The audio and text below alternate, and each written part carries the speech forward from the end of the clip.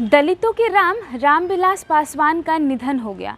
Suit boot वाले दलित नेता से लेकर के दलितों के देवता तक की उपाधि मिली थी। नमस्कार, मेरा नाम निशा ओझा है और आप DTW 24 न्यूज़ देख रहे हैं।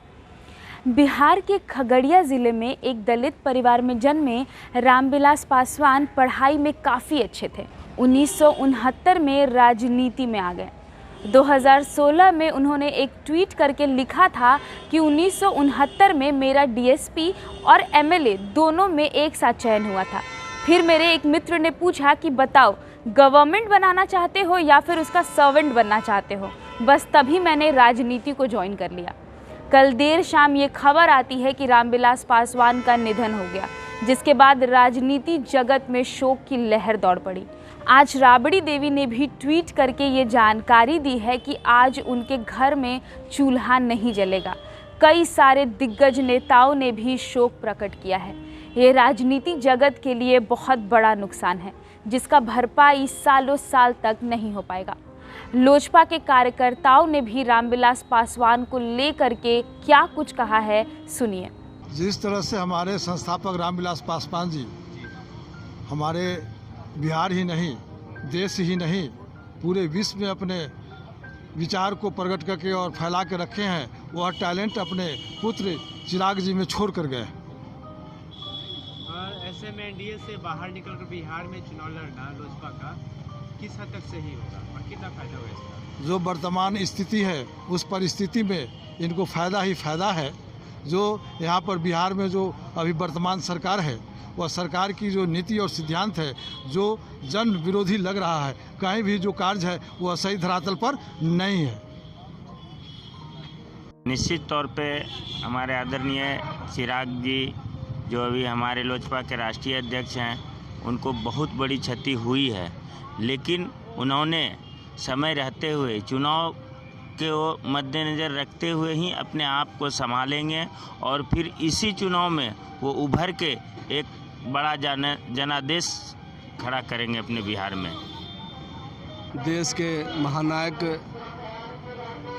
और इस धरती के दूसरा भीमराव अम्बेडकर स्वर्गीय रामविलास पासवान जी के चरणों में सादर प्रणाम करते हुए हम आपसे कहना चाहते हैं कि जो रामविलास पासवान जी ने हम लोगों को पूरे देश के पैमाने पर जो किया, वह क्षति हुई, वह तो दोबारा वापस आने को दिखाई नहीं दे रहा है। और हम माननीय रामविलास पासवान जी से जो उनका जो शिक्षा मिला होगा, इस पर पूर्ण विश्वास है कि चिराग पासवान जी ने इस समस्या को लेकर के और उनका आशीर्वाद के माध्यम से सफल हो जाएंगे। एक बड़े आधार स्तंभ का अवसान हुआ है। माननीय रामविलास पासवान जी गरीबों, दलितों, शोषितों और वंचित वर्ग के हक हुकूक के लिए आवाज़ उठाते रहे हैं। आज वो पूरा वर्ग मर्माहत है, पूरा देश मर्माहत है। आज लोजपा के लाखों कार्यकर्ता अपने अपने घरों से छोड़कर पटना की राजधानी में आ चुके हैं। आप देख सकते हैं, रोते बिलखते, उनकी संवेदना को समझा जा सकता है। दूसरी बात, माननीय रामविलास पासवान जी पार्टी के अभिभावक थे। एक बड़ी क्षति तो हुई है, इसमें कहीं कोई दो राय नहीं है, हम स्वीकार करते हैं, लेकिन ऐसा भी नहीं है। पार्टी के पूरे समर्पित जो कार्यकर्ता हैं, वो आज माननीय राष्ट्रीय अध्यक्ष चिराग पासवान के साथ हैं और हम लोग इस चुनाव में पूरी तरह उनके साथ होकर एक बड़े विजय का शंखनाद करेंगे। माननीय केंद्रीय मंत्री रामविलास जी की आकस्मिक मृत्यु से पूरे बिहार, पूरे देश के दलित दबे कुचले मर्माहित है। उनकी जो कार्यकलाप था, ऐसा कोई कार्यकलाप कोई नेता आज तक नहीं किए। एक अंबेडकर साहब के बाद ही दूसरा व्यक्ति दलितों के मसीहा के रूप में जाने जाते थे। इनकी मृत्यु से पूरे सन्नाटा छा गया है। हमारा गांव बेलदारी चौक है, प्रखंड पुनपुन है, जिला पटना है।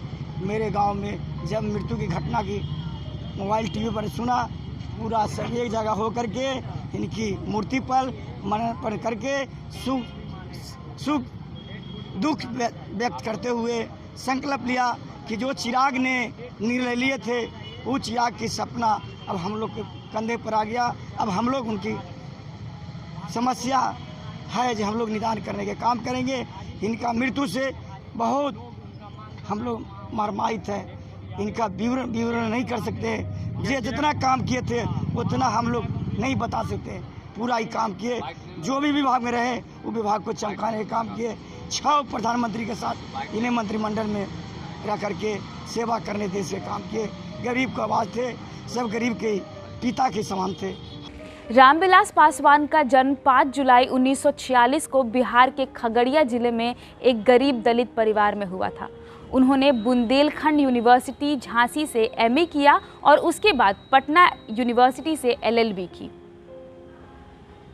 1969 में पहली बार पासवान बिहार के राज्यसभा चुनाव में संयुक्त सोशलिस्ट पार्टी के कैंडिडेट के तौर पर चुने जाते हैं और जीतते भी हैं। 1982 में हुए लोकसभा चुनाव में पासवान दूसरी बार जीतते हैं। 1983 में उन्होंने दलित सेना का गठन किया और 1979 में 9वीं लोकसभा से तीसरी बार चुने गए। 1986 में 10वीं लोकसभा से निर्वाचित हुए। 2000 में पासवान ने जनता दल यूनाइटेड से अलग होकर लोक जनशक्ति पार्टी का गठन किया। इसके बाद वह यूपीए सरकार से जुड़ गए और रसायन एवं खाद्य मंत्री और इस्पात मंत्री बने।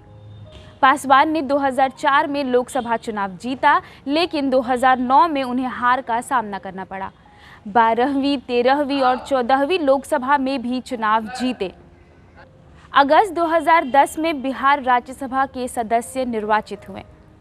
1960 के दशक में राजकुमारी देवी से शादी हुई थी, लेकिन ये शादी टूट गई।